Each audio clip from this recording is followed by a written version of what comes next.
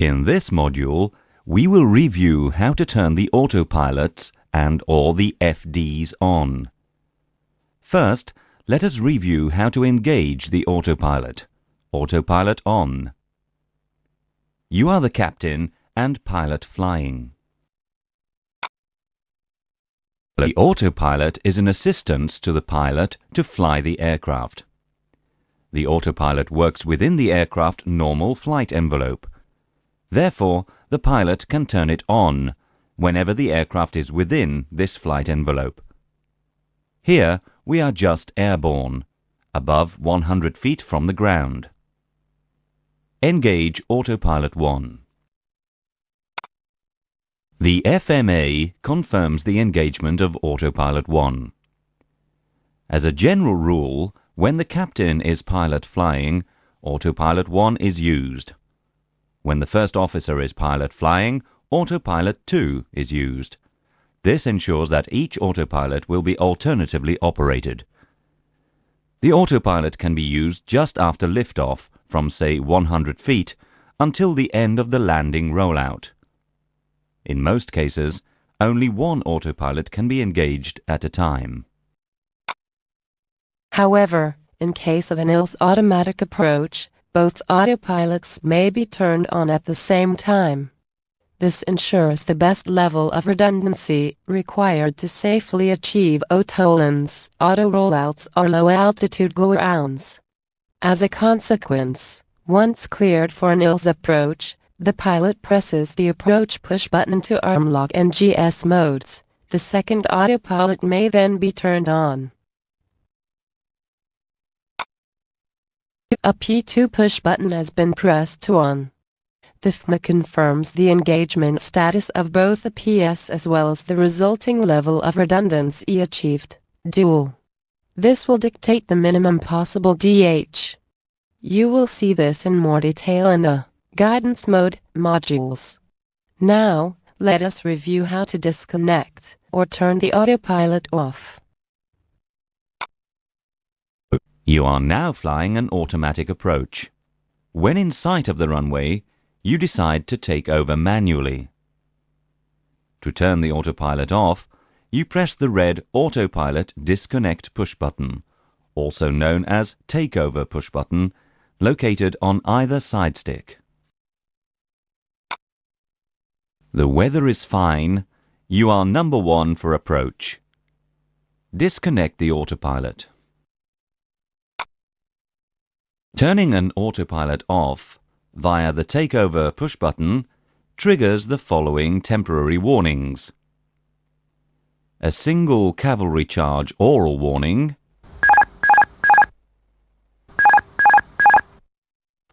the master warning flashing several seconds, and an autopilot off red message on the right column of the engine warning display several seconds. By pressing the Takeover push button again, you will cancel all these warnings immediately. Notice that, on the FCU, the autopilot's lights are extinguished. On the FMA, Autopilot 1 plus 2 is no longer displayed. The approach capability is downgraded to Cat 1, and on the ECAM system, all warnings are now off. The recommended technique to set autopilots off is to press the Autopilot Disconnect push button on a side stick. They can also be set to off by acting on the side stick or rudder pedals with a force beyond the given threshold, or pressing an autopilot push button on the FCU when the corresponding autopilot is on. These last two actions lead to a repetitive cavalry charge.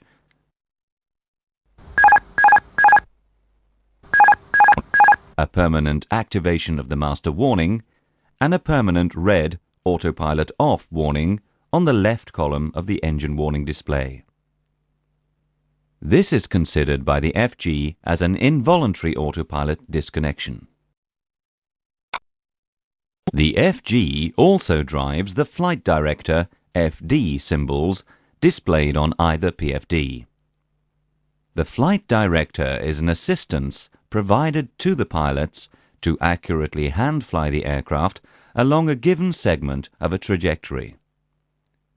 The flight director provides guidance orders to the pilots as a function of the guidance modes and targets selected on the FCU. These orders are materialized by specific symbols, e.g. crossbars. The flight director symbols are displayed on either PFD. The symbols on PFD1 are driven by FG1.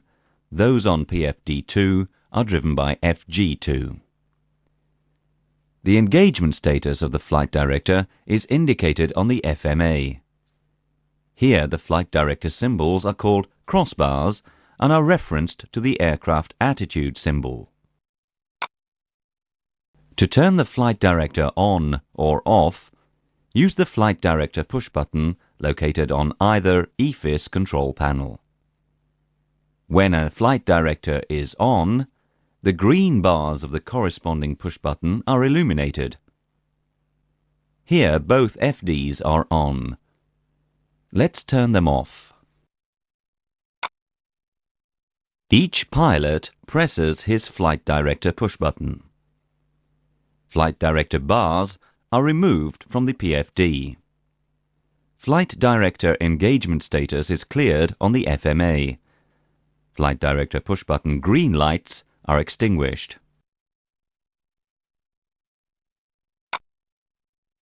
Note that we have switched the Autopilot 1 off for you. When both autopilots and FDs are off, note that all mode fields except the one of the autothrust, here Mach, are blank on the FMA. It is important to notice that if both FDs are set to off while autopilots are off, autothrust, if active, is automatically in speed mode or Mach mode. Let's now turn the FDs back on. Suppose that the captain presses his flight director push button first, and then the first officer. Flight director 1 is on. The crossbars are displayed on PFD1. The FMA on both PFDs indicates 1 flight director as flight director engagement status, meaning that only flight director 1 is on. The flight director 1 associated modes. Notice that flight director 1 push button illuminates in green on the EFIS control panel. Let us now turn the first officer's flight director back on. Note, when both autopilots and FDs are off, and you turn one of them back on again, it comes up in basic modes, vertical speed heading, or flight path angle track. Both FDs are now on. The crossbars are displayed on PFD2. Both FMAs indicate 1 Flight Director 2 as Flight Director engagement status, meaning that both FDs are on. The on-side Flight Director guidance modes. Note that Flight Director 2 push button illuminates in green on the EFIS control panel. As a general rule, it is strongly recommended to set both FDs on or off at the same time. Let's review the flight director symbols. The flight director crossbars are 2 independent bars, referring to the aircraft attitude symbol, a horizontal bar indicating the pitch command, a vertical bar indicating the roll command. The roll bar is replaced by a yaw bar index for takeoff and landing roll-out functions from an ill-equipped runway. The yaw bar helps the pilot to properly track the localizer on ground while in low visibility condition. The principle of the Flight Director crossbars has been reviewed in the EFIS module. Let's review another Flight Director symbology. We have seen the Flight Director crossbar symbology, referring to the aircraft attitude symbol. The other Flight Director symbology refers to the flight path vector, FPV, or bird. The bird can be displayed on/off from the PFD by pressing the heading, Vertical Speed Track Flight Path Angle push button on the FCU. Notice that on the PFD, the bird is now displayed. On the FCU, the indications have been modified to reflect the change to track flight path angle. Let's have a closer look at the PFD. The flight path vector, FPV, is displayed. The crossbars are removed and replaced by the flight path director, FPD, referenced to the flight path vector. In case flight director bars are displayed and the guidance modes are vertical speed and/or heading, these modes are automatically changed to track flight path angle if you select the bird on. Have a look while we do this for you. First, check that flight path vector is displayed. You can see that the mode changes are outlined on the FMA with white boxes. Notice also that the heading target has been changed to a properly synchronized track target.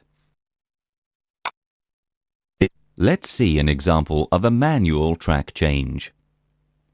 We will concentrate on the PFD. When flying manually, the objective is to center and align the flight path vector on the FPD. We will turn onto a track of 140. The FPD commands a roll to turn onto the selected track. The aircraft is rolled until the flight path vector and FPD are aligned. Approaching track 140, the FPD demands a roll to level the wings. When in track flight path angle, the FPD reverts to flight director bars in case of go-around. You will practice the use of the flight path vector and the FPD and the simulator.